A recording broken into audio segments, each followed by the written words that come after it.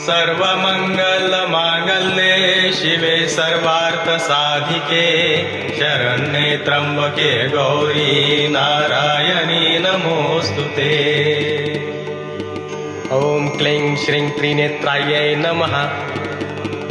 चंद्रहासोज्ज्वलकरा शार्दूलबरवाहना कात्यायनी शुभं दद्यात् देवी दानवघातिनी। या देवी सर्वभूतेषु मा कात्यायनी रूपेण संस्थिता। नमस्तस्यै नमस्तस्यै नमस्तस्यै नमो नमः। हे देवी माँ कात्यायनी, आपको सादर प्रणाम है। देवी माँ का स्वरूप अत्यंत चमकीला और भास्वर है। इनकी 4 भुजाएं हैं। दाएं हाथ अभय मुद्रा वर मुद्रा में है तथा बाएं हाथ में तलवार और कमल पुष्प सुशोभित है और वहाँ सिंह है। देवी माँ की उपासना से साधक को बड़ी सरलता से अर्थ